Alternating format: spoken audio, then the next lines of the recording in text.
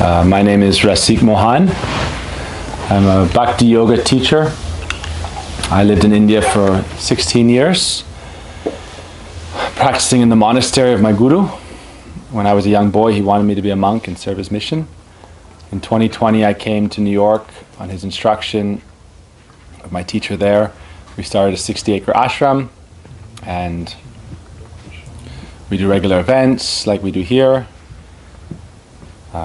So I practice and teach Bhakti yoga. Maybe you can introduce yourself, and I can learn a bit about you as well. We're here at Masters of Calm, for everyone watching also. And we're going to have just a simple kind of open discussion on interesting topics. I want to hear a little bit from Lima, what you teach, and if you have any questions for me. And I also want to talk about an interesting thing we've been talking about recently, which is what does it mean to be a man or a woman? What is the gender of consciousness, which is a very interesting kind of, people are like, what do you mean? Like, just to ask the question is very interesting, I suppose. What is the gender of consciousness? So I want to give a little perspective from Vedanta on the gender of consciousness, you could say, and some interesting stories about the genders. And I'd love to hear, I want to share.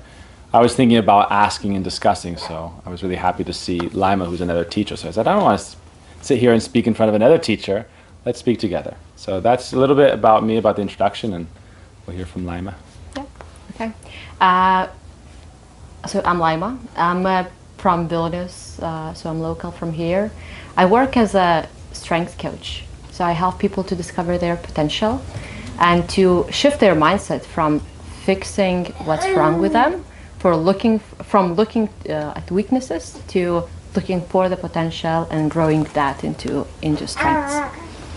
Beautiful. Tirtha, maybe you give us mics so that it carries a bit, and then there's no, I don't know if you know how to turn it on. What do you think? It'll be more, sure. You want to use mic? For me, both works. Probably I feel more natural without. If you okay, so we can do without a mic. Everyone can hear okay? Everyone's fine? All right. So that's okay. If she feels natural without, it's fine. Yeah. It's a little like sweaty and hot in here, but that's okay. It made a heated conversation.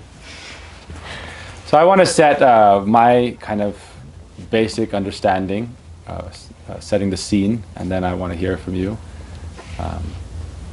I grew up with 5 sisters, so I feel like I know a little bit about women also. And I'm lucky to have many sisters, what we call God sisters. So like we have the same guru, and so I have a lot of sisters, I have a lot of brothers. Growing up, I had lots of sisters and brothers. I lived in a community with lots of people who share my faith. But it's an interesting question these days that's really kind of becoming more prominent in America especially. Like, what does it mean to be a man? What does it mean to be a woman? Especially in relation to transgender issues. So I'm curious to hear everyone's views about it. I want to go like deeper though, because Vedantic literature, which is our tradition, real knowledge of the Upanishads and scriptures, it teaches about consciousness as a deeper thing than just the body. And so it teaches that ultimately the body is like a vehicle or even garments we wear, and that the body changes from life to life. The soul is eternal. The soul is never perishable. So the spirit that we are never dies. And we say matter as well, it only transforms states. You can't even destroy matter. So consciousness, which is higher than matter, is also imperishable. So therefore, it's always changing states.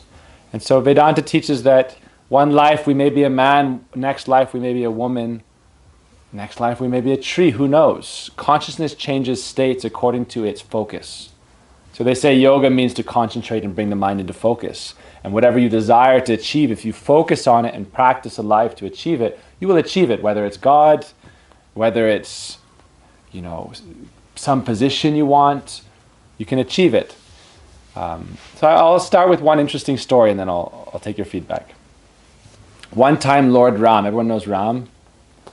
So Lord Ram, the great king, as a prince he was exiled.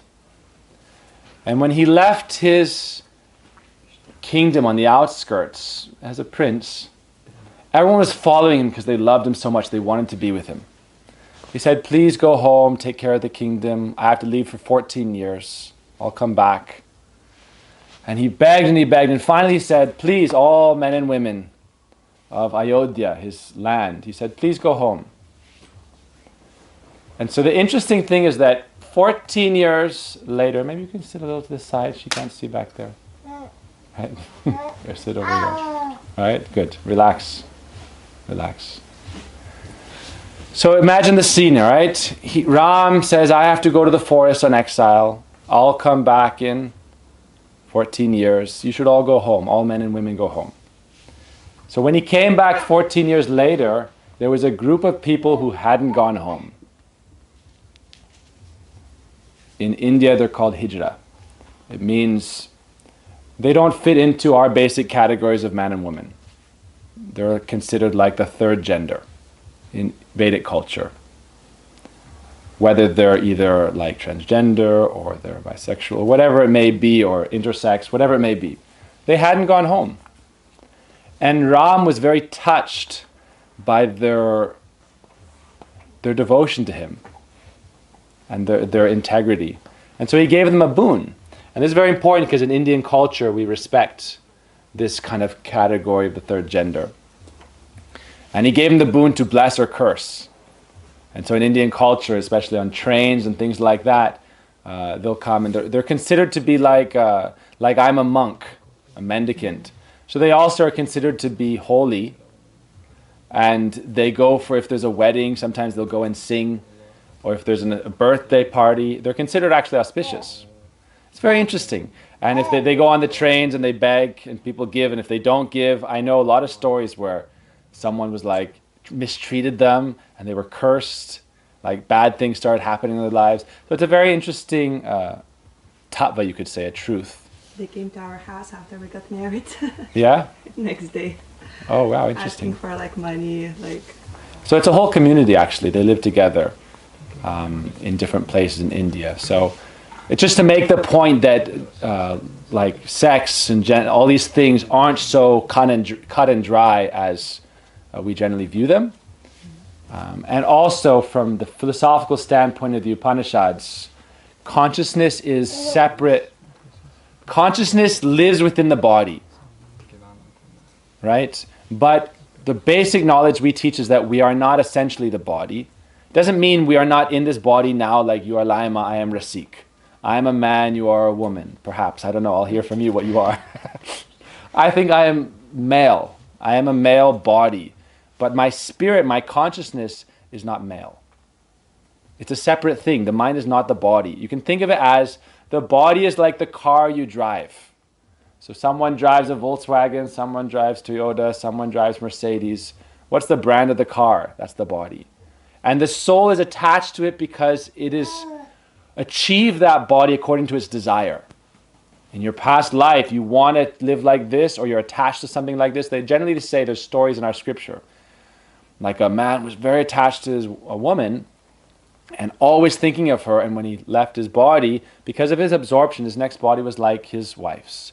And then he married. It's a very interesting dance of consciousness in the material existence. So I just want to set that premise. The idea is there's a male and a female, there's a body, there's the car, but there's spirit that is something transcendent to both.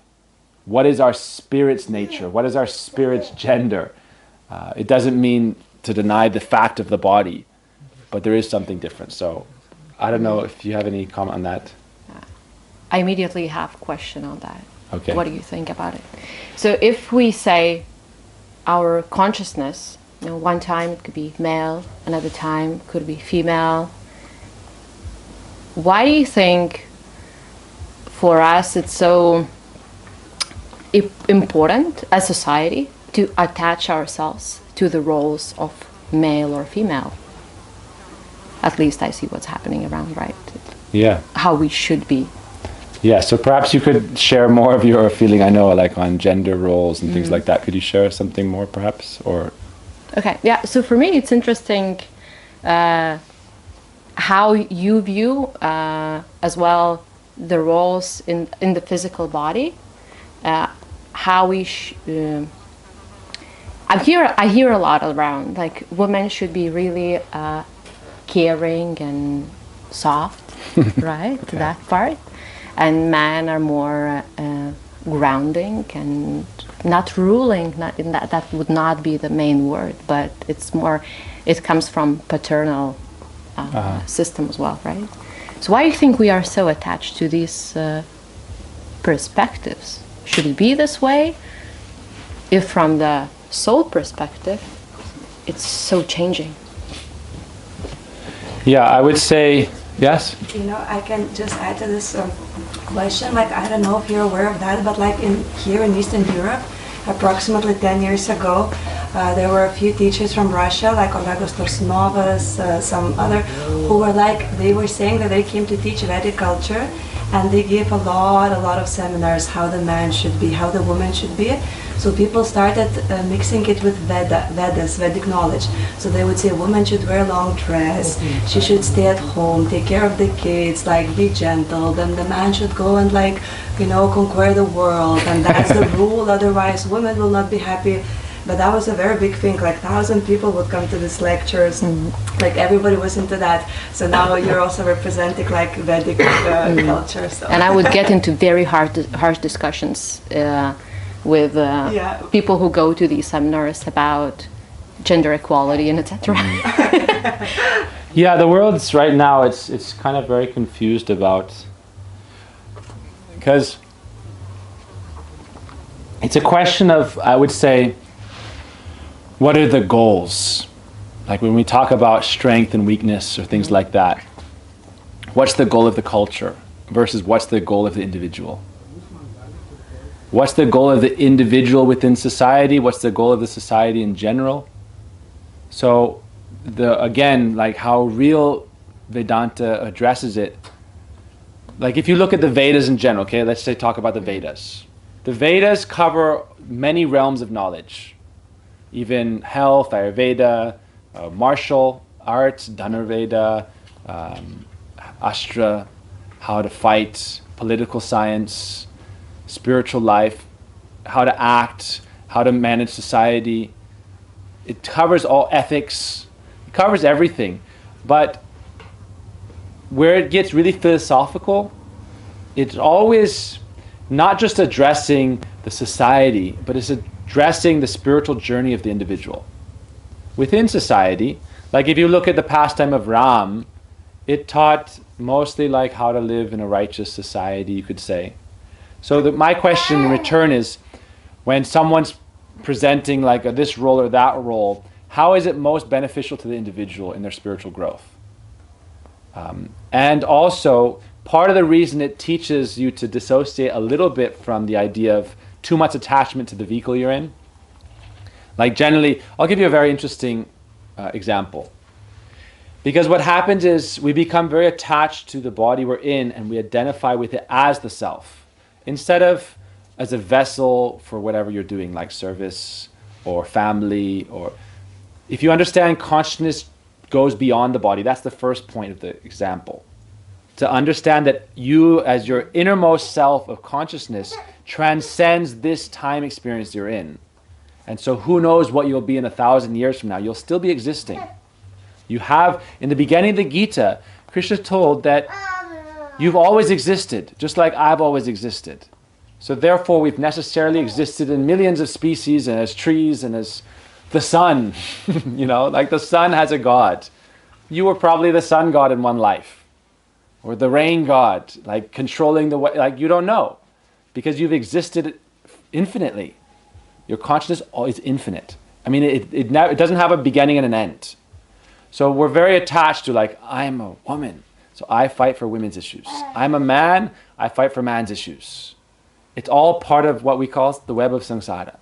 Until you achieve self-realization, then you can understand objective truth and what's most beneficial in every situation. So I want to give you one interesting story. It's just an example, like a metaphor. There was one of our great-grandfather guru, Bhaktisiddhanta Prabhupada. And he was teaching in the time when Britain ruled India. The British Empire ruled India. And so he met with this revolutionary leader, Subhash Chandra Bose. And this Bose told him, you have so many young men, you should come and fight our war. Fight with us against England. We need to become independent. So he said two things. First, he said, you're always thinking about England and England and England. If you leave your body and in your next life you're born in Britain, will you fight for the independence of India or for the colonization of India? Which side will you fight for? He immediately realized, I'm fighting for India because I'm Indian. But the soul is not Indian or British. The soul is something transcendent, spiritual. So he gave that point, and then he also said, whether we're bound by this country or that country, ultimately we're bound by Maya or illusion and ignorance of ourself and our real nature. So gender roles, it's a time, place, and circumstance thing. The question is how to order society. It's a different discussion than the spiritual growth of the soul. So we can lay the terms of the discussion. Are we discussing how to lead or live in a harmonious society versus our own spiritual journey? I would say, let's get into it a little bit more. Okay. One more question on my side. Yes. So if now my soul is born in this body, right? Yeah. So I have a body of female. According to Vedas, do I have some particular duties, right? Some to follow some path that would be healthy for my soul? So there are two types of duties. There are duties pertaining to the body and your functions in this body, and there are duties pertaining to the soul in its eternal duty. Mm-hmm. So really your primary objective as a spirit being is to achieve moksha, liberation, or beyond. There's different type ideas of liberation. For example, like the realm of God, where you have your eternal relation and form there, which is what we understand and we practice towards, or moksha in the terms of liberation. Mm-hmm. Now there's different stages to get to that moksha. One of the ways is what's called vanashrama, the ordered society where you serve according to your gender role, you could say, not just your gender, but like I'm by nature more of a merchant. I'm by nature more of an intellectual. I'm like a Brahmin. I'm like an administrator, like a Kshatriya. So the problem is that in this age particularly, before, if you say you're doing that, if it helps you develop liberation or moksha, then it can be considered beneficial. But if it's not helping, then in this present age, vanashram systems, in this age, it's not that,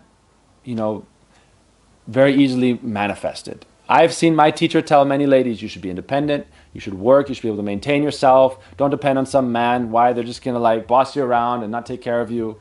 So I've seen them, according to the individuals, prescribe a method for the best growth of that individual, according to time and place. So for you, it's not a question, like if you were to say as a ruler, I am the queen of Lithuania, so how should I govern my subjects? But if it's a societal question, the ruler should think what's best for the growth of the individuals of the society. And so gender roles aren't so straightforward. In Vedic system, sometimes ladies are gurus also, which is higher than kings even. Sometimes you have great queens who are rulers. So it's not always so cut and dry. There's a general theme that we find, but I'm more interested in the metaphysics. Mm-hmm. I'm more interested in the metaphysics of consciousness. Basically, we have we all have, like, you're a mother, right? Yeah, a mother of two. But Mother of two, so that's beautiful. So as a mother of two, you have some natural responsibilities as a mother. For you to avoid those responsibilities now that you've taken them would be considered a disservice. You are a mother, your body, which is your spirit. Your spirit is just called dehi, and the body is deha. Deha means the body, and dehi is the embodied spirit. So even in Sanskrit, you talk about the Atman, it means just the pure spirit. But as soon as you're in a body, it's called the dehi, embodied spirit. So now as an embodied spirit, as a mother, you have certain responsibilities. Your husband will have you'll have certain roles. You may be more the provider. We're more flexible in our approach. But it's generally seen that to have a stable network, even your nuclear family, there has to be some balance. Like we were talking, right? We were talking before with this other lady, and she was saying, okay, perhaps the wife and the husband are both providers. Then they both take equal responsibility for the mothering or the caregiving. Now, it's an interesting question. What does it mean? Why is the mother expected to be the caregiver? Well, biologically, it's nature. You can breastfeed, your husband cannot breastfeed. So there's a certain part of your nature that you're naturally responsible for in this body.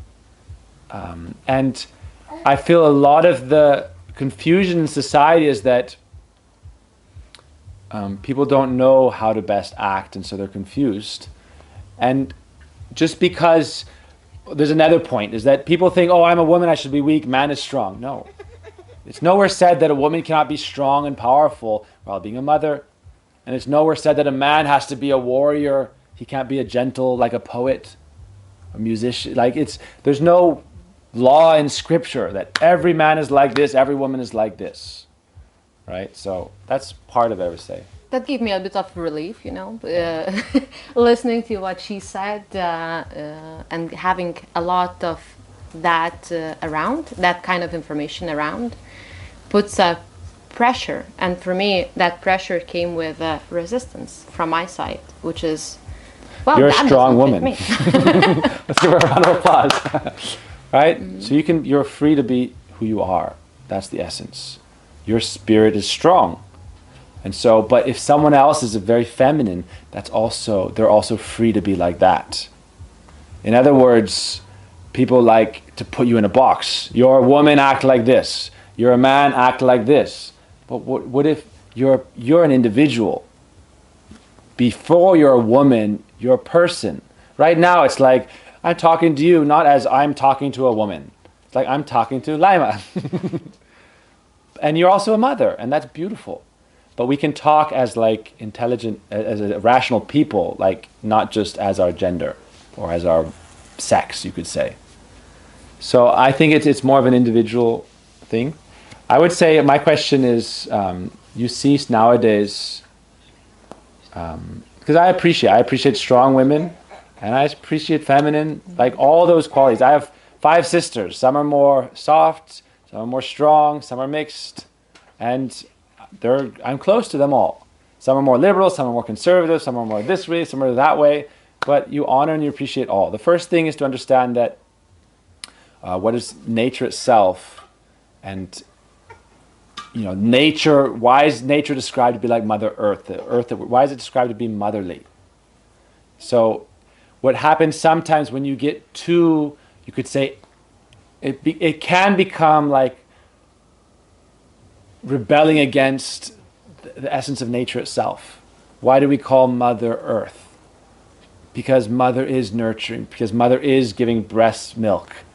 Mother Earth is giving us food and air and water. So we describe it to be like a mother because it's providing. It's the womb of our birth. We are born from the earth. We go back to the earth. We are reborn from the earth. So, but that doesn't mean the earth isn't strong, or the earth is, the earth is like, if you look at basically in our truest culture, like our gods were not patriarchal. It's always in balance, right? We worship Radha, the beloved of Krishna, feminine counterpart of God and Krishna. We understand father and mother, and we understand consciousness and spirit beyond it. Like I would say, consciousness essentially doesn't have gender. Consciousness is spirit, energy, and motion, but conscious energy. Like there's material energy and there's conscious energy. So consciousness is conscious energy, conscious potential, and it transfers states. Can women be Swami? They can be teacher or guru. They can be like, Swami is like specific term or name, but you find some ladies who are like of that stature. Yes. It's not as generally seen because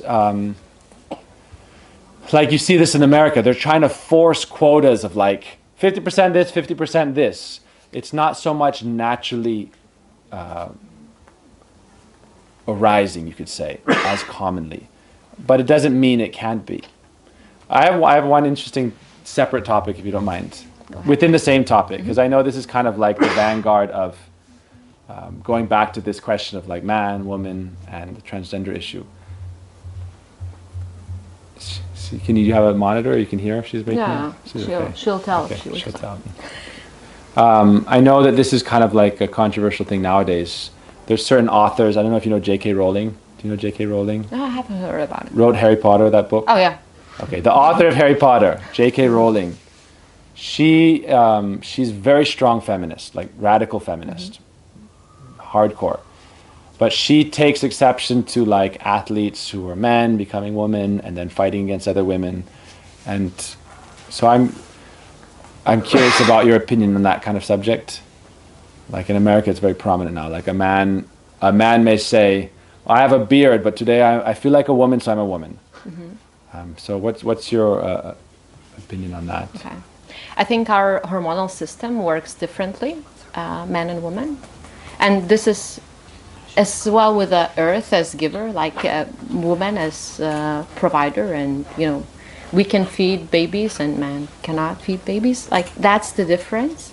And in sports, as an example, where your hormones do contribute to how strong you are in this field, I would say we still need to differentiate on that level.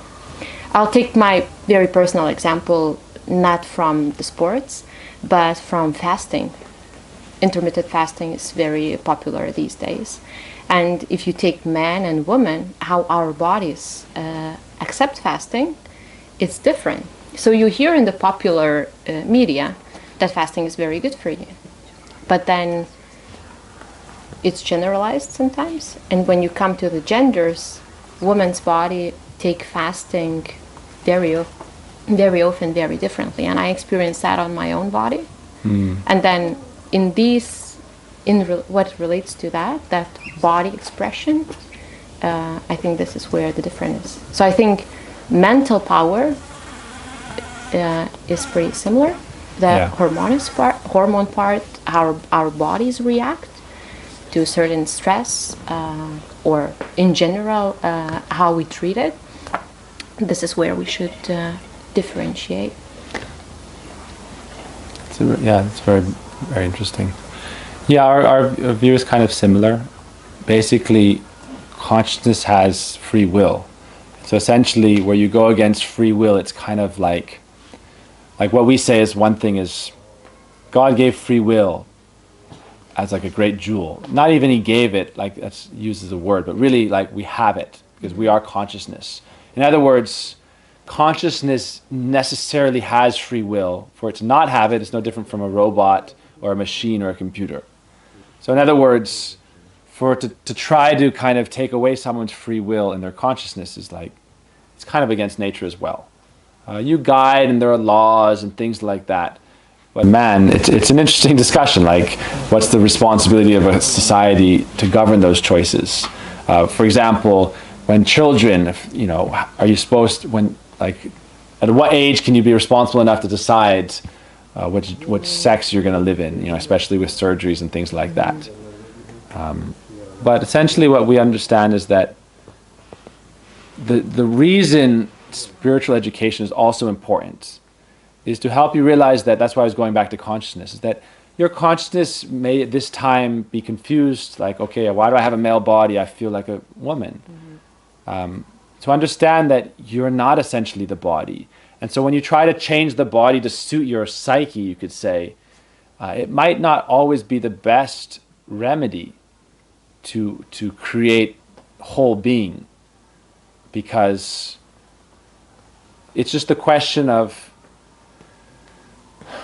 like the field you teach, I would say, how would you approach from that field? Like,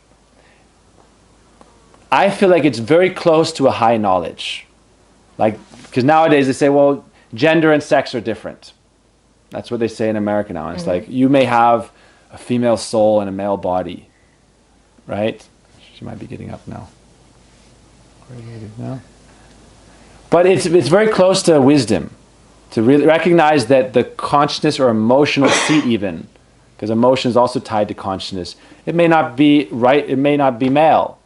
But you can be feminine as a male, you can be, even if you look at like Greek philosophy, anima and animus, like within every being, there's a feminine side and a masculine, the yin and the yang. It's in balance already. But really the spiritual education teaches you that you're not just this body. So in other words, to work hard on changing the body is kind of like focusing on what you are not already. You already recognize that you're not this, like you're saying, I'm not this body because I feel like a woman. So why make your body, recognize that you're not this body. Mm-hmm. Why try to change it when you're already, and I'm not saying I'm nothing wrong with that. There's interesting stories about changing it also. So I'll let you interrupt. I'll let you speak first, interject. I just feel that no matter what tag you put on yourself, say I feel many times that I have, I'm a woman, I have tag myself as a female, right? But I would bring a lot of maybe a masculine energy sometimes. And I can look from both perspectives. I can feel sometimes societal pressure and say, that's bad. I should be more soft and more caring and etc. And looking from strength's perspective, it's the talent that's within would be sitting silent in the corner and I would push myself to be someone who I'm not. And I think it's a gift to accept who you are. I don't know. So this acceptance helps you be the best for what your soul really needs. Yeah. It's like when you spoke other day about really listening to the true self. Yes. Looking for the true self. And for me, that's where if you feel that you are in masculine body, but you have softness and feminine energy within you, release that energy, be that energy, because that's where the potential is. Yeah. With that, I'm bringing my assistant. Okay, good. Bring your assistant. Any questions on this so far, guys? What do you think, Bhakti? I have one, not a question, but observation. So, what dictates the society behaviors in the Western world? It's not the Vedic philosophy, right? It comes from the Christian mostly. So that's a different view. So it's more like a clash between different. In the West, we're very focused on. Thank you for bringing your sister. What's your name? Hello. What's your name? Gabia. Hello. Thank you for coming. Interesting point is that I'll give you, he was asking the question, like a lot of the Western culture addresses this from a kind of Judeo-Christian background, and it's very patriarchal, it's very God the Father. Mm-hmm. I said this in the talk, okay, God's the Father, who's the mother? Show me a father without a mother. The name father means there must be a mother, right? Because you're saying you have to have a mother to be a father, you have to have a wife to be a husband, right? To be a mother, you have to have a child, right? And so one point is that Vedic culture, I was talking with my friend Basanta here, Vedic culture is mandalas, right? Mandalas. Western culture is pyramids, hierarchical structures, whereas Vedic culture is more mandala based, soft. It doesn't mean there's not like the masculine structure within it, but its understanding of God is more balanced. Right? Like our understanding of God is to separate Radha from Krishna means you don't understand God. God is Radha and Krishna. He's mother and father, lover and beloved, feminine and masculine. We say if you say God is only masculine, it means your God has nothing. Because to be masculine, how can you be yin without yang? It has to be both. So that's the background of our Eastern traditions in general. Whether it's Lakshmi Narayan, Shiva Parvati, Radha Krishna, there's always the balance of the masculine and the feminine in the aspect of the divinity. And so we see that reflected out and played out in this world as well. And there's different roles. If you look at Durga, she's very powerful. She rides a tiger. You know, Shiva's wife, consort Durga, she rides a tiger. That represents the Kundalini Shakti. So what we understand is that to say, oh, woman is powerless, it means they don't understand the nature of energy. The female potency, it's the Shakti itself is described to be potency, power. Like I was doing a series about Radha, and it's called The Power of God is Love. So what is the quality of love? But one interesting thing is going back to the nature of the self in its essence, in the individual story, not the societal story. I really like what you said about kind of activating your strengths. Like if you're strong, have a strong nature, character, don't let the fact that your body is just female to be, oh, well, I'm female, I'm supposed to be subservient, I'm supposed to be docile, I'm supposed to be this and that, dressed like this, talk like this. No. Who are you as an individual first? Right? That's how we address it. Who are you as an individual first?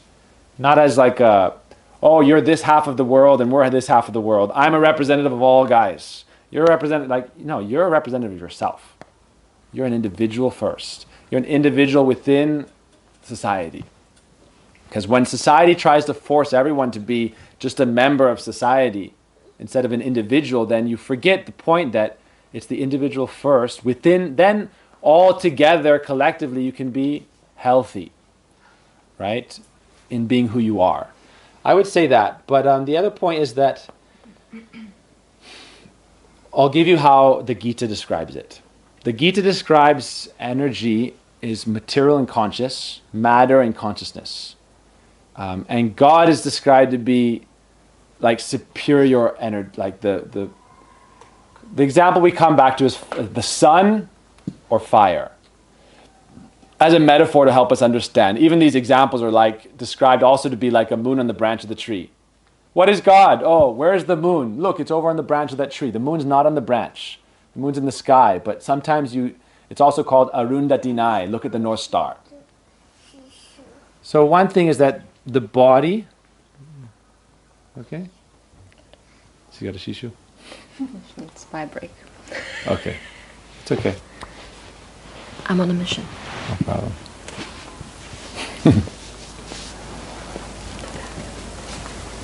So when we're talking about the gender of consciousness, what is the gender of consciousness? So, yes. Like it's just interesting that you being like Vaishnava monk speak about it, because here in Lithuania, especially like it's more like in ISKCON maybe, but they really adopted this philosophy that like by Vedas it said that the woman should be like this, man should be like that, and I've even heard like some men, some women really suppress themselves. Some men also allow themselves, like sometimes even abuse a little bit the woman, like I'm the man, you like shut up. So I think that here in Eastern Europe, people are like identified it with like what is Vaishnavism, for example, like with what you represent. Yeah, we can adjust over to it. I'd like to hear from Jatin also. Nice. No, it's all right. She asked you. She she suffers all the time. No, it's just a discussion, you know. We're having discussion. What I would say is that it helps to understand like our truest nature and to rise above the lower nature. Adopt our truest nature, our truest self. So what's described, the body is also energy. The earth, the water, the air, the fire, the space, all the elements that make up the body are described to be the material energy. It's still energy. If you look at Einstein, what did Einstein teach? Matter is just energy in motion at different speeds. Right? Matter is just energy. So the body that we're in is a body of energy, potential, kinetic, different kinds of energy. So the soul is described to be also of the nature of energy, but it's conscious energy. So this is what Krishna teaches in the Gita, that the soul is conscious energy. It's the higher energy. And so therefore, because it's of a spiritual nature, it's not meant to be only in the conditioned state of material engagement. The matter should serve the spirit, but what we live in this world is the spirit serves matter. Your awareness serves your body, rather than your body serving your spirit and the spirit serving God. But that being said,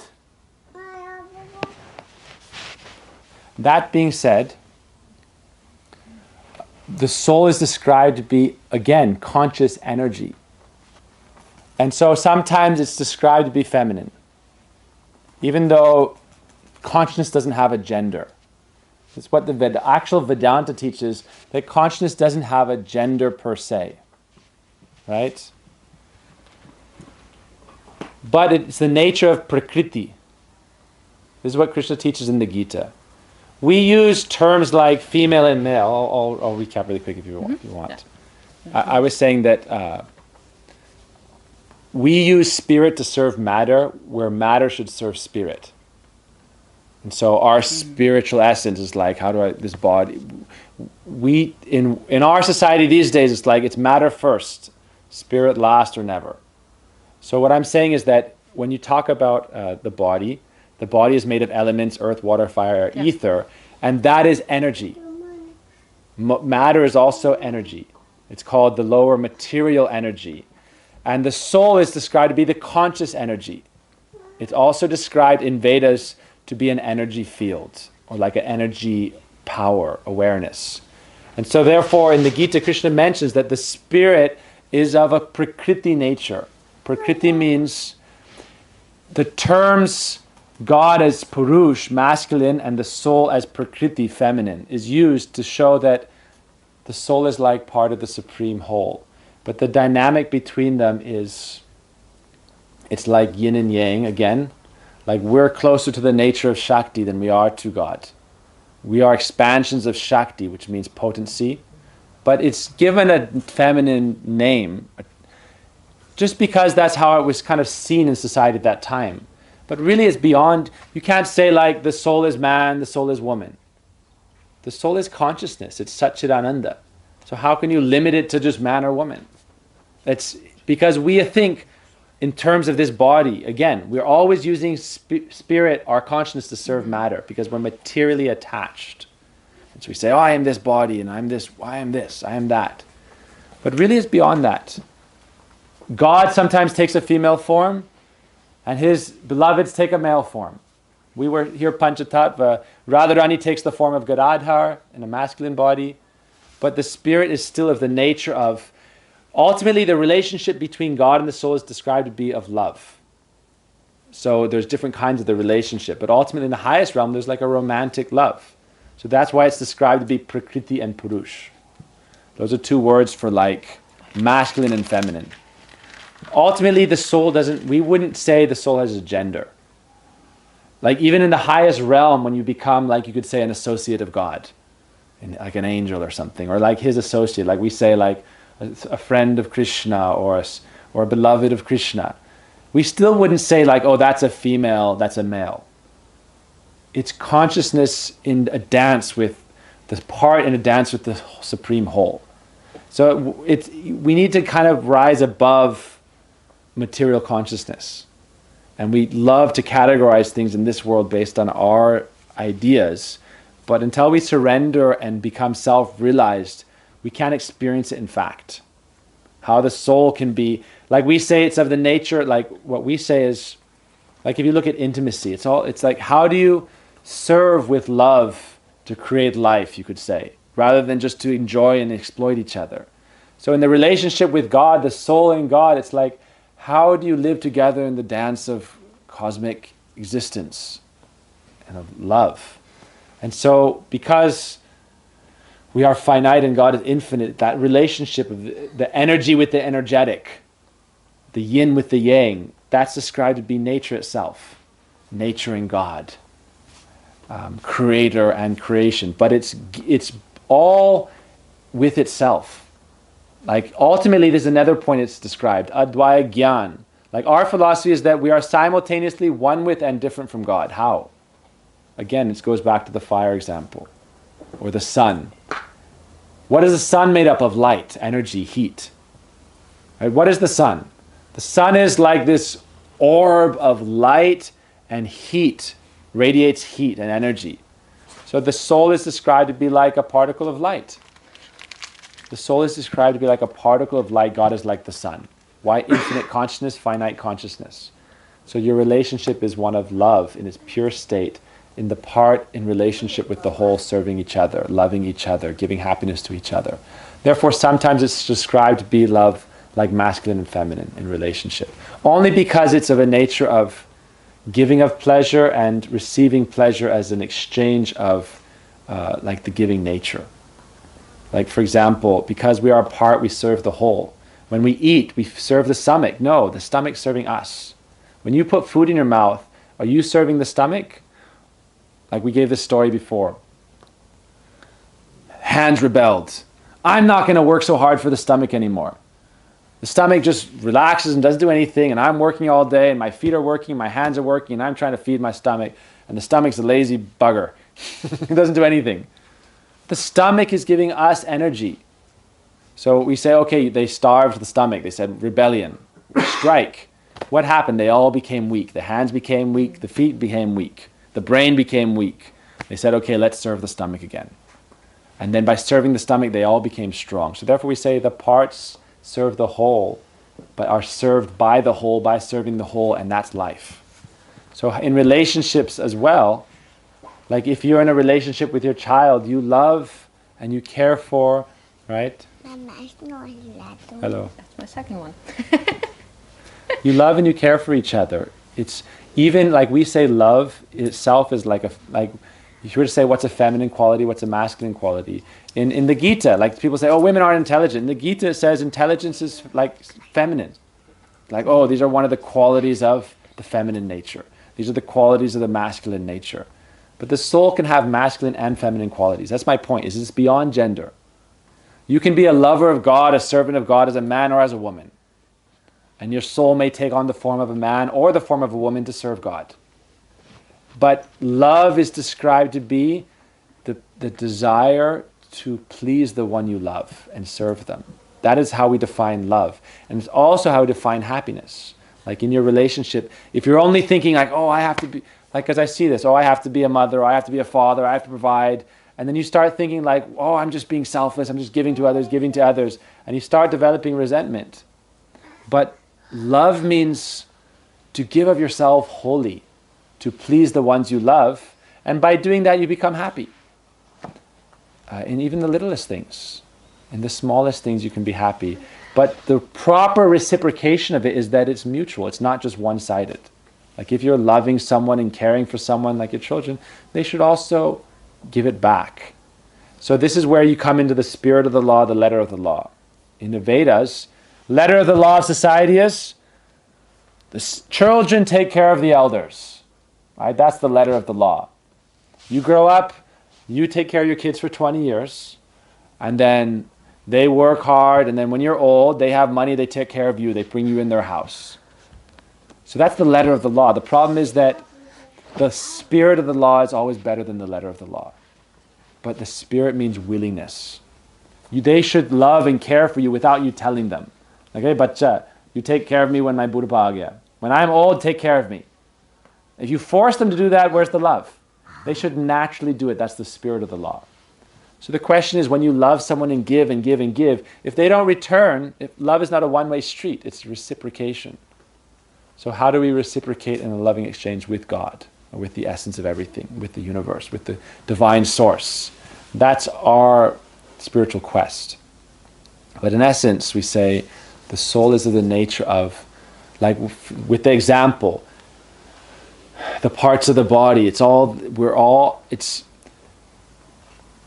we say non-dual absolute truth means we're all individual parts of the supreme whole. So we have individuality, individual expression, because you cannot have love without individual expression. In any relationship, when anyone comes together as man and wife, it's like they're coming together as one, right? That's the whole principle. Halves of each other, one whole. So that's why we say, if you say God's the father, who's the mother? Because God can't just be the one half. Both halves have to be there in yin and yang. So it's almost going back to the individual thing. Shiva and Parvati, like who wears the pants? Who's Shiva and Parvati? Who's in charge, Shiva or Parvati? Parvati has her own field of domain and her own things, and Shiva has his own things, and they work together as a couple, as a whole. They work together as one. So therefore, there's Radha Krishna. Who's in charge with Radha Krishna? Krishna says, Radharani is my guru. So we say, oh, can a woman be a guru? But Krishna says, Radhikara Prema Guru. Radharani is my guru. Right? So the question is, like, in your individual relationships, then you determine what's like the best way to serve as a whole. Not man against woman, husband against wife. Coming together means serving each other as one. So then it's up to you to decide how to best provide for your family, how to best nurture your children, how to best live in society. That's an individual relationship. So therefore, every individual relationship should be unique according to your individual nature. That's kind of what we understand. What you are telling, for me, it's like a core of equality. We speak a lot about gender equality these days, right? But then I see that when we talk about feminism, a lot of women come with this feeling of victim, right? The position of victim to promote women's rights. Yeah. What would you say is the right way, and how we can achieve more equality, more for collected all, like to be... She wants ice cream. How we can feel more, I'm just thinking out loud, how we can feel more accepted with who we are. I think a lot of what you teach probably sounds like the way. Like, teaching people how to be strong, amplify their good qualities, like you'd have to tell me more about exactly what you do. But I say treat people as individuals first. And not as like, you're a woman, how do you get your woman's rights? Like, who are you as, like in America even now, it's like people say, oh, I'm kept down, I'm a victim, but it's like you have to be very careful not to become ideologically conditioned into something that's not true. Like that's what we're talking about victimhood. It's like, are you actually being a victim? Are you actually a victim? How are you actually being limited? Like in America now, it's like many more women are in university, have better degrees, more like generally more intelligent in school, have better scores. So how are you being limited? And they say this about law firms, for example. A lot of women become partner very young, 30, 35, and then they have families, and then they say, oh, I don't want to work as hard as these guys. They're working like 80 hours a week. I want to be at home more. So sometimes what feminisms do is if you're being a mother and you're staying at home, you're doing a disservice to women. They're not letting you be an individual. They're forcing you to be a man-woman or a woman-man, or they're trying to make you a party member of their ideology. Be who you are. I would say it's even more than that. I think a lot has to do about how we create our networks. So how it's in ashram, do you do everything as one community, or you have separation between men and women? There's different kinds of ashrams. We have an ashram in England, for example, that's all ladies. Okay. The teachers are ladies. There's like 15, 20 of them, and they have a few places. It's again, individual case. In our case, specifically, we have monks, and so a certain amount of separation is healthy. We have families, a husband and wife. They have their own space. We have an elderly mother lady who's like our head nun, you could say, who's like a spiritual counsel. She was one of my teachers when I was a kid. So it's, but if it becomes, like I'll give an example from here. Like here they have an ashram, and before they tried to mix it all men and women more, and the women weren't comfortable, the men weren't comfortable. So sometimes when you try to force something, you see this a lot in like, people come up with an idea of utopia. I have to create utopia. And so, the Russians, they did it with, USSR, and we're going to create communist utopia. So when you become too ideologically possessed, you sacrifice the people for your goals in society. And so that's why we go back to it as an individual. What's best for the individual? Because if you say, oh, we need to create a socialist state, and what are we going to do? It's going to help the people. What are we going to do to help the people? We're going to enslave the people and force them to change everything they like to do. Do they want that or not? Are they consenting or not? So even though it's a very... In our ashrams, it depends. It all depends.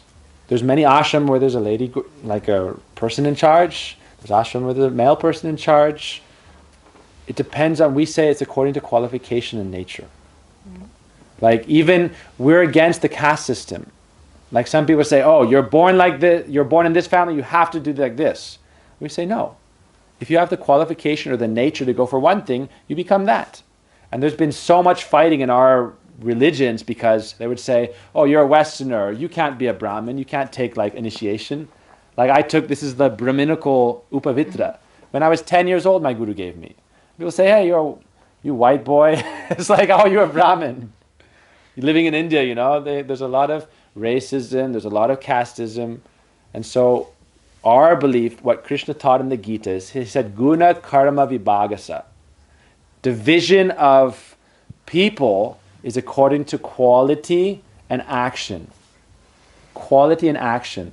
Like if you have the qualification, the qualities and activity to be a guru, then as a lady, there's nothing holding you back.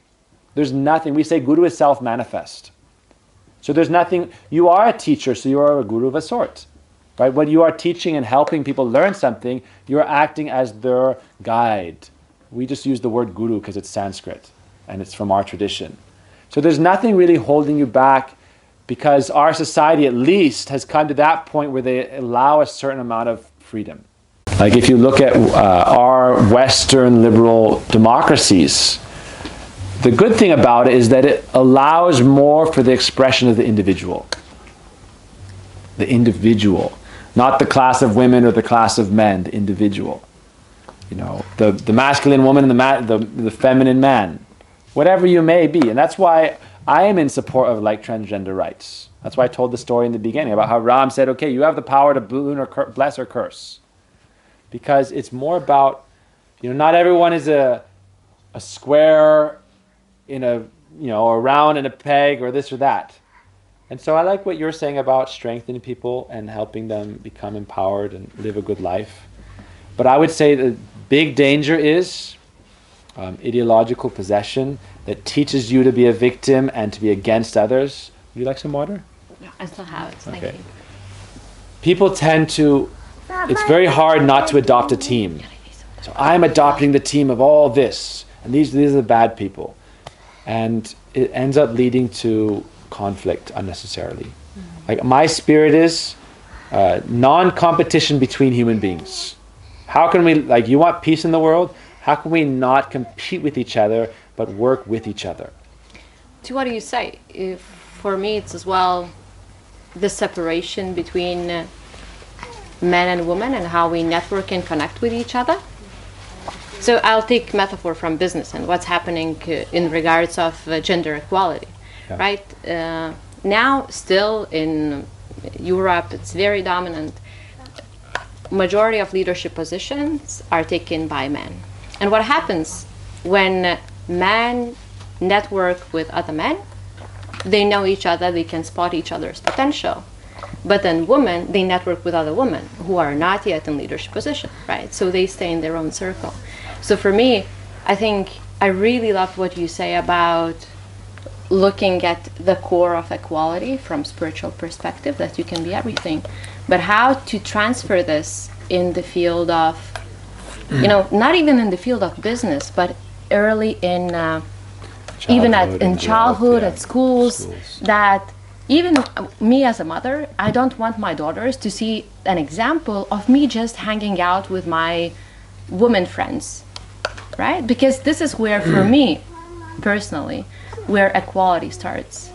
I want them to see me having friends, different genders, transgender, man, female, everyone going. Do you know this movie When Harry Met Sally? Anybody know this one? Do you know this? No, I don't. It's the idea of this example they say, but I don't ascribe to it. It's just the idea that it's very difficult to have a close male friend. Like if you're married and like as a woman, how can you have a very close male friend other than your partner, or as a man have a very close female friend other than your partner? I don't know if our society is mature enough, maybe. Like to your point, probably it needs to mature more, because to maintain like the family unit without the risk of, because we also say like in the Vedic ideas that the binding force of samsara is the attraction between man and woman. And that's what keeps the world going around, like literally, right? The attraction between man and woman, the birds and the bee, that's what keeps the wheel spinning. And it's meant to keep spinning, so that's what keeps life going. So the danger is if you mix it too much, like you risk more potential for things like breaking down the family by adultery and things like that, because it's just nature. Because man and women are described to be like butter and fire. Mm-hmm. But that's just one side of it. I think when there's mature spiritual culture, I think our culture is not spiritually mature enough. Like we think hanging out means we go and get hammered together. Like we work during the week and then we go booze up. Like I don't know all the time, but I'm just saying it's like something Jatin was telling me the other day. It's like in India, right? Before, people would be able to hang out without getting drunk. Nowadays, you were telling me, right? You go to the place and they say, what do you want to drink? And they don't mean juice. Mm-hmm. Like, so our culture treats happiness as enjoyment of the senses. And so naturally, when you want to enjoy the senses, like, you know, offices, you work together in the office, you end up sleeping with each other separate from, your partners. And that could lead to deterioration of the family. Now, maybe we should just be more liberal in our relationships. And that's kind of how society's going as well. It's like, what's the use of fidelity anyway? Just enjoy. Why is it important to be monogamous? Is it important? I don't know. Do you think it's important to be monogamous? I actually don't know. I don't have a dog in this fight. I'm a monk. My whole life I've been a monk. I don't have a dog in the monogamous or non-monogamous fight. But I do think it's interesting. I think we're not very spiritually mature. We're economically mature. You mentioned that as a whole, we come for the good of the society, right? So if we take this society as a metaphor, I think if we come for common missions together, this might be as well a way to... There's something really nice they say, like for America, because I'm coming from America, they say, unless we see every member of the society as our family, genuinely, then we're all fighting partisan battles within the society. So it's the same thing for male and female and roles. Unless we can identify each other as all co-workers, you could say, compatriots rather than competitors. In our family, we're compatriots. We're working together. It's like nowadays we're very it's like sometimes we say first world problems, It's like, all right, if you were to go back 500 years and it's like the man's crawling through the tunnels to do the coal mining and the woman's working hard all day and night and you're surviving. And if you eat that day, it was success. We would not sit here for sure. I would pick berries in the woods and... You would be picking berries and I'd be having a spear somewhere. Or maybe vice versa. Maybe we're in the Amazon and you had the spear and I was picking the berries. Who knows? You cannot tell. But nowadays, I would say if we can work together more, and you should go beyond just your country. Like we say, nationalism is a form of expanded selfishness. Like, why not see the good of the whole world as my good? Why am I attached to my country? Why? Because I'm from my country, so it's selfish-based. So it's like, I'm going to fight for India. Well, I'm going to fight for America. Well, I'm going to fight for Russia. Putin is a son of Russia, right? I'm saying that as a Russian. Why don't I, so it's all based on aggrandized self-interest. And so unless we can come to a point of in a societal sense, like what's the best for the family, what's the best for the society, how can we work together? If they were intelligent, they'd say, okay, Lima, you're very good at this and this and this, let's strengthen these qualities and you should go out and do this. Or, okay, you're good at this, let's do this. How do we work together to not just survive, but to help others? You know, like we say, it's very hard just to maintain your own family. What to speak of helping the world? So how can we use our energy to be a positive force? And therefore we should think of each other as team members. You know, the success of the other is our success. But it's a very utopian kind of idea. It's like the world doesn't operate how we want it to. The world is in competition. The world is in fighting. So sometimes you could say, oh, everything's good, we're going to live as if the world's perfect. Have no war, have no army, have no police, have no firefighters. It's like, that's not how the world actually works. So sometimes we have our ideals, but it's like, okay, well, what do you do when the army comes over the border of Lithuania and says, we're taking this for us, and we're going to rape all your women and take all your children? I'm not speaking about today, like 300 years ago. What do you do when you're attacked, and how do you defend? So therefore you need someone to be a warrior. You could say, no, you shouldn't hurt anybody. That's the principle. The principle is don't harm anyone. You're harming the people you love by doing that. Because the world isn't always a beautiful place. So what do you do when the wolves come to attack? So that's why the way society is governed in the Vedic thought was, how do you do the best with a bad situation? That's life. How do you do the best with a bad situation? We can say, I'm not going to compete with anyone in business. What I'm saying is that I'm going to fail. I have to compete with myself at least, work hard, because the competition doesn't care. They would be very happy if I were to fail because they get more market share. You're a teacher, you have to hone your skills and teach and provide. So I would say the way Vedic society was ordered was for the best case scenario in a bad situation. Right? What do you do when, now in America it's Tirtha, it's drafted, go to war. We have this other boy, Brett, you have to go to the army, right? They have a boy in India, Krishna Prem. 2 years, trained militarily. Would we want our daughters to do the same thing? Probably, yeah. In America, only the men get drafted.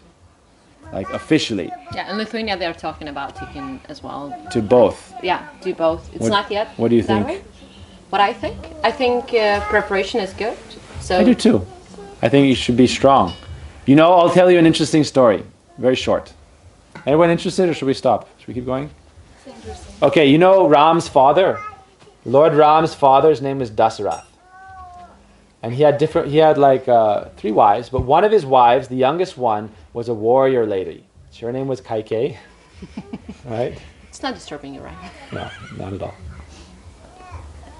So, one time she was the charioteer for her husband when he was fighting. Dasarath was fighting once, and he was being overpowered, and he was about to die. And actually, the wheel of his chariot was coming off. Very nice. Very nice. This is a very interesting point, all right? We could say, should women be soldiers? What, son, maybe? Why not? You're going to become a soldier, Bhakti? Yeah. Bhakti's going to be wearing, right? Hopefully, armor, yeah. There's Indian print, Jodhpur, Queen of Jodhpur. Wow, she's very, there was this queen who single-handedly defeated the British 5-6 times, right? She was a warrior. So this wife of Dasarath, Ram's father, she with her hand, she held the wheel on the chariot, on it, while also steering and protecting, and took her husband to safety because he was shot with so many arrows he was going to die. So she saved his life as a warrior lady. But now if you were to say, okay, she was a warrior lady, everyone has to become a warrior like her, then a lot of girls would be killed unnecessarily because not everyone was like this Xena or, who's the Marvel character or whatever, Wonder Woman. Yeah. Not everyone is going to be Wonder Woman. So if you were to tell your daughter from the time she's 5, you're going to be Wonder Woman. It's maybe it's not her nature to be a warrior, right? So that's why we go back to the individual. In the work I do, we say, what's the difference between talent and strength, right? Okay. You can be born with talent, but then if from the early childhood you are told, well, don't do that. Let's take analytical kid as an example. So analytical kid gets a toy as a present. What he does, he puts the toy apart in the next few hours. Okay, yeah. And what parents see, they see, oh, he broke the toy, right? Oh, don't do that. So they would limit this curiosity to look what's inside from what it is made. And then talent, when there is no time investment into that talent, it sleeps within you. And then different things might come. When you're doing astrology, you're not thinking this person's a man or a woman.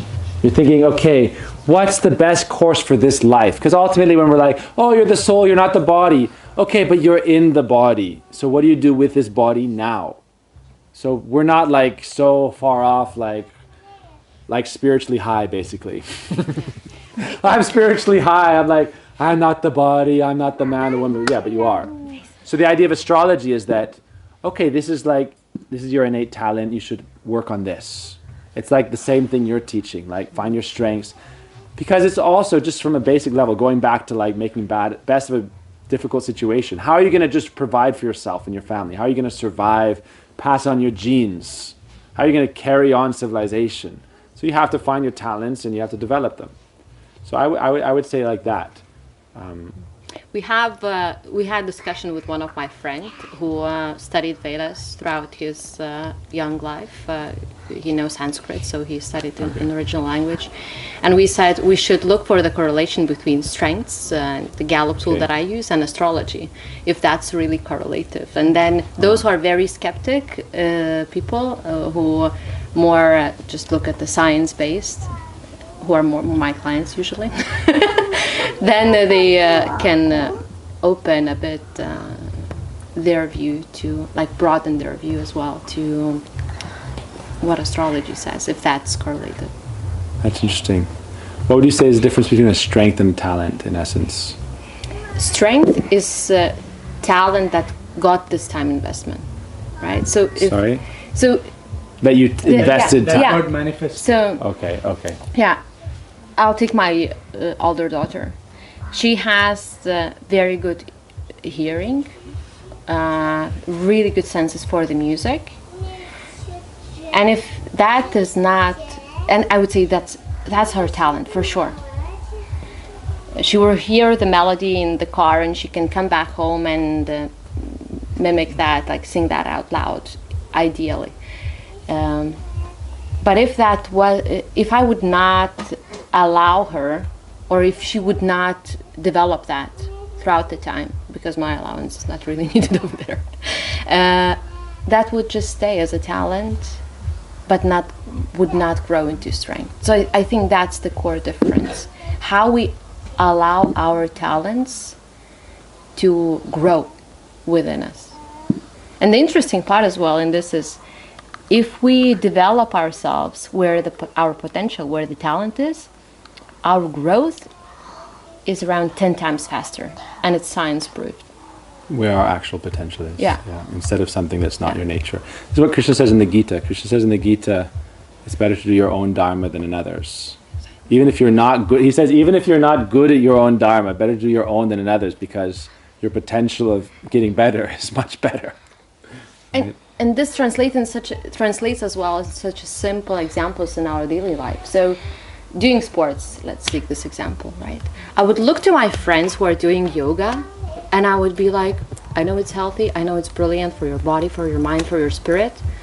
I want to be like them, to have this discipline and do yoga as daily routine. I would sign up for yoga classes, so not mine.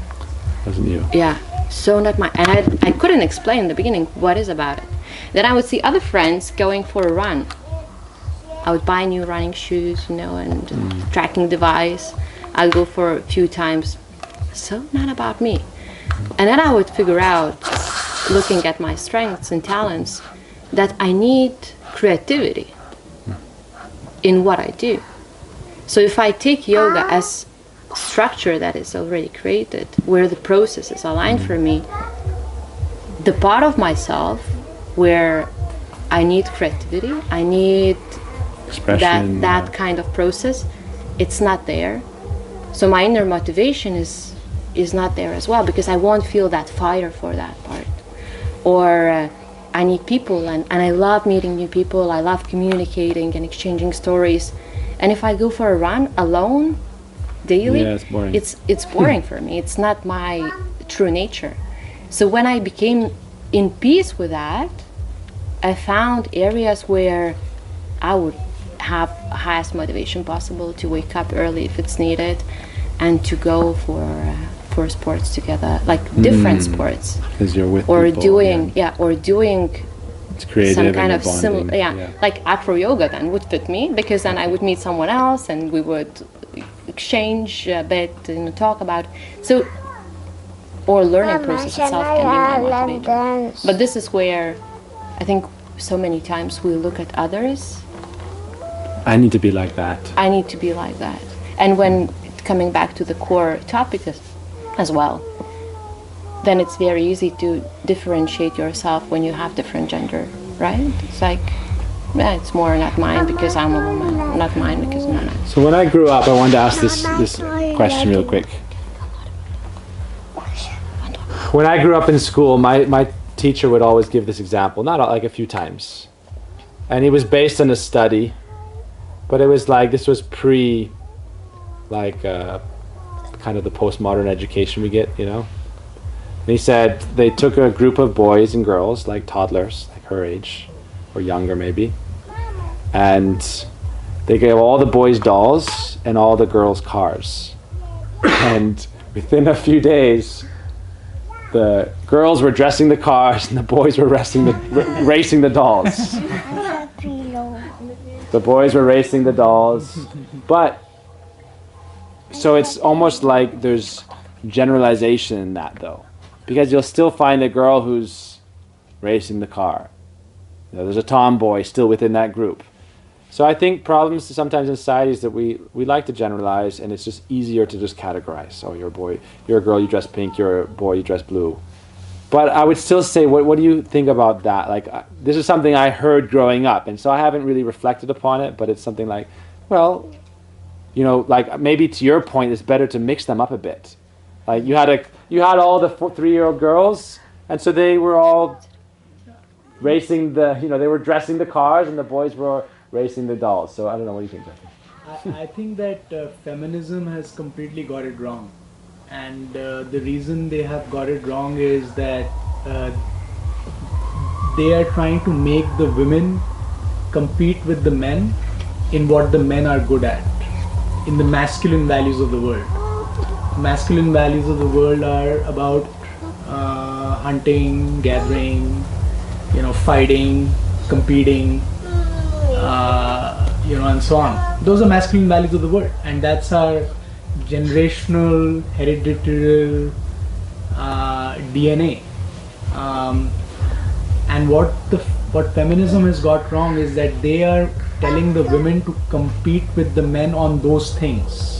So just as an example, this lady called Marissa Mayer, who was one of the top ladies at Google. Then she went on to become the CEO of Yahoo, and she was working till the day she gave birth, and then I think 3 or 4 days after she gave birth, she went back to work, and that was hailed by New York Times as an incredible thing to do. Now, the way they got that wrong is that you're not actually promoting feminine values as something that should be wanted by the men, so that they can be balanced.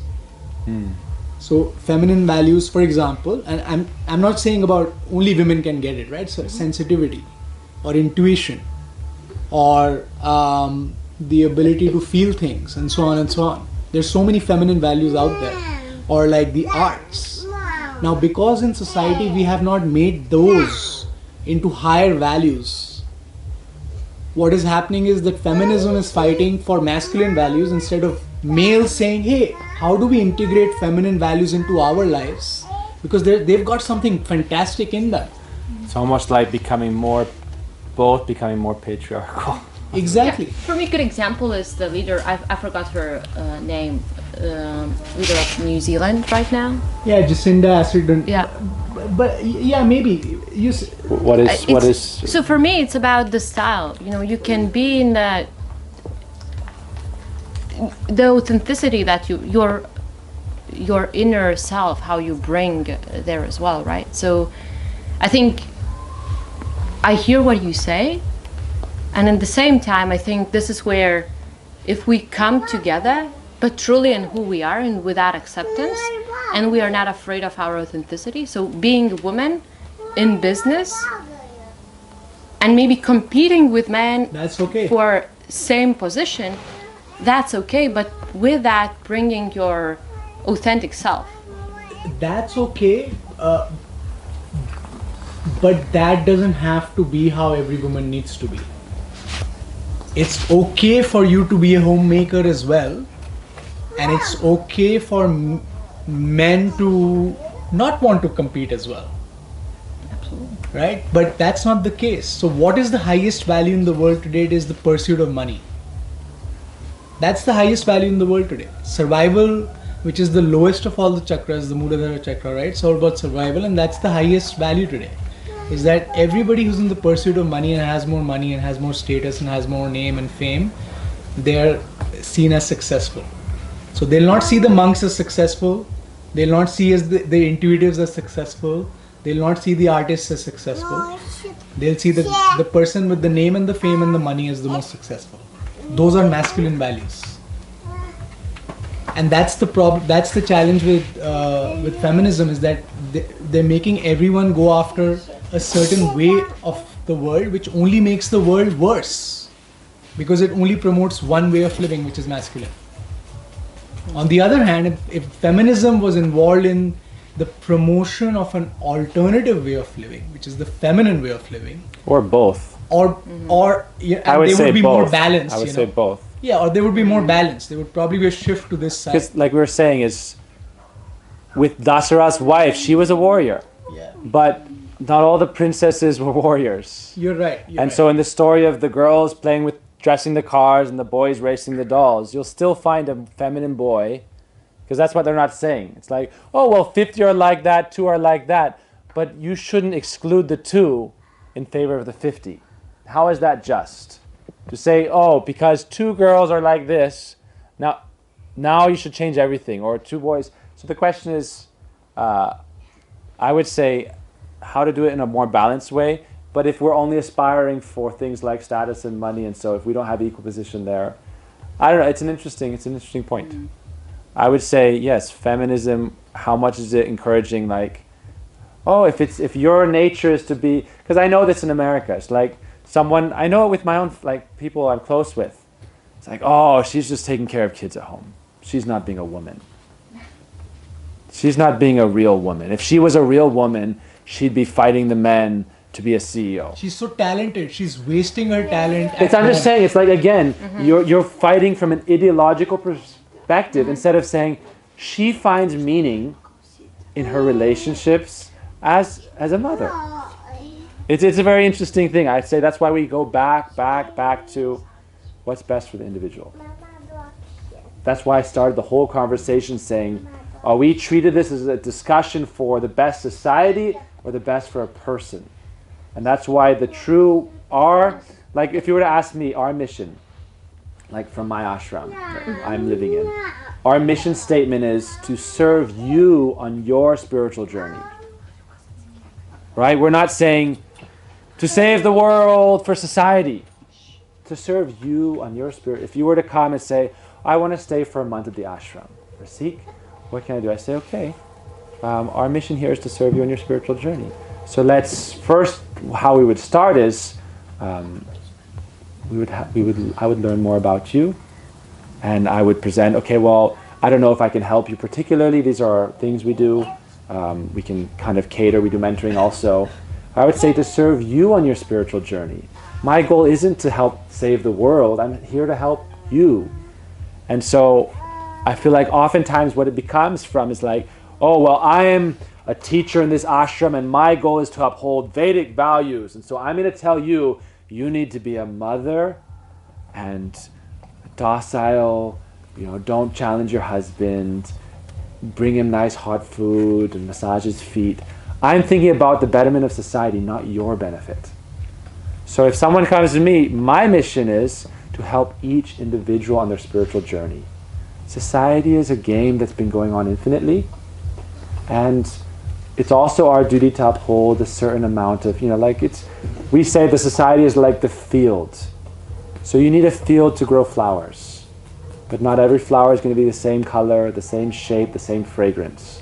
So what's the importance of the field if you're not cultivating the seeds that are going to grow into their unique potential? Like we understand that every soul has its unique seed. If you're a mango seed, you're a mango tree. If you're a rose flower, if you're a pink or a blue, purple, blue, whatever, how to benefit, and it's not individualistic to the extreme, which we would say would be like a right-wing kind of thing. Oh, we're just individual and based. Nothing about the collective. We believe in individuals in harmony together. But ultimately, sangsar, I would say,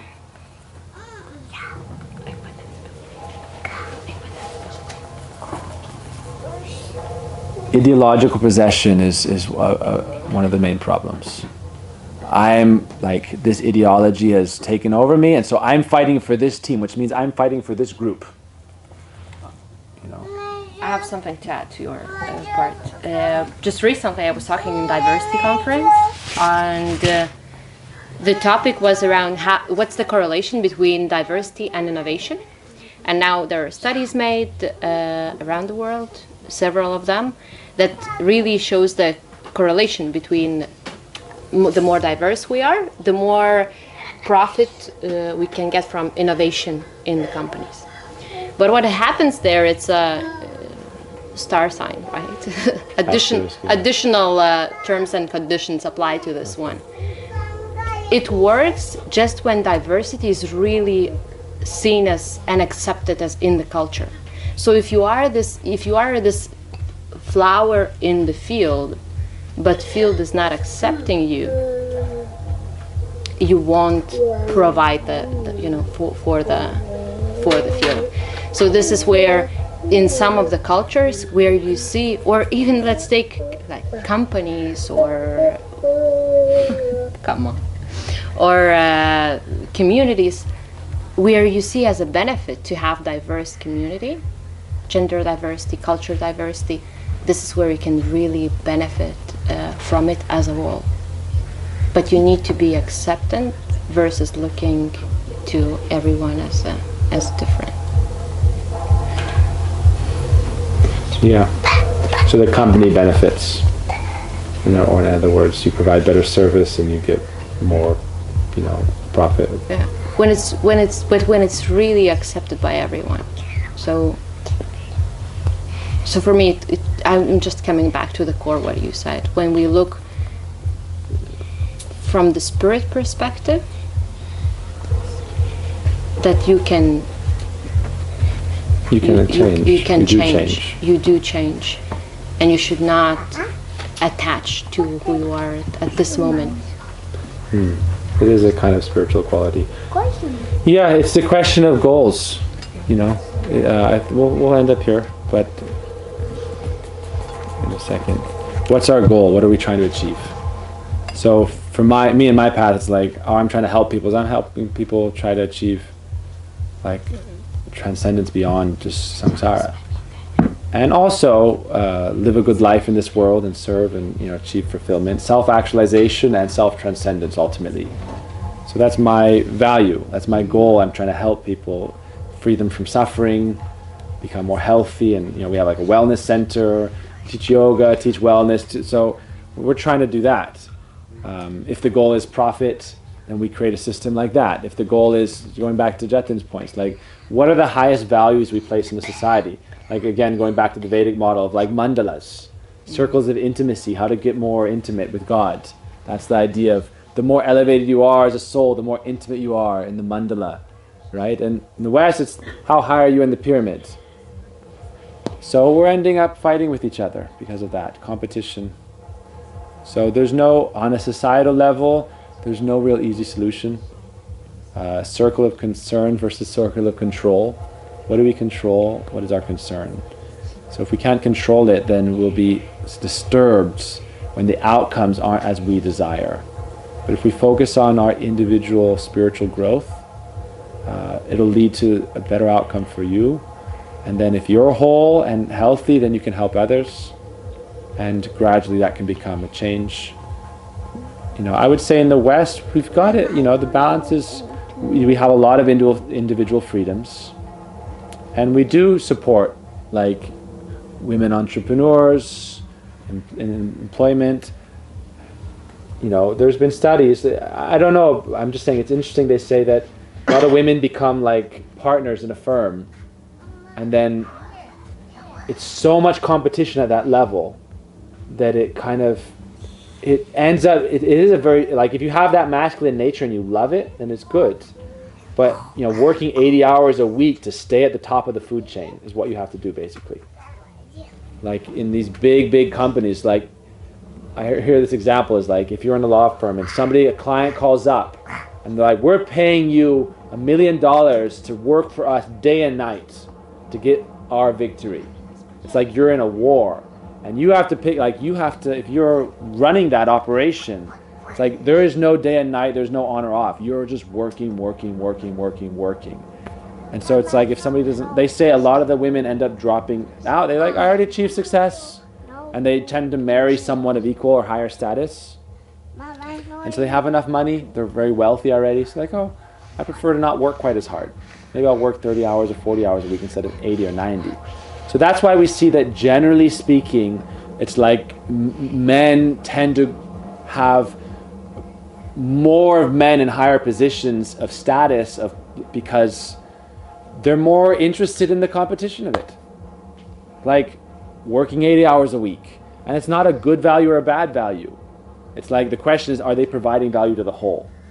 Like if you're in a family, are you doing it to care for your family? Or are they doing it to care for you? And I'm not realized in this topic, but I just bring it back to, I like listening. So it's like if someone were to say, I need help, it's like, okay, tell me about yourself and what you're looking for. What are your goals? Start with that. What are your goals in life? Because I'm not trying to save society. Like, help people individually put out their own suffering, their own fire, then they'll go and save society if they're strong and whole. So it was really a pleasure. I don't know if you have any. It's a difficult topic, but there we go. It's a good conclusion. Thank you. All right.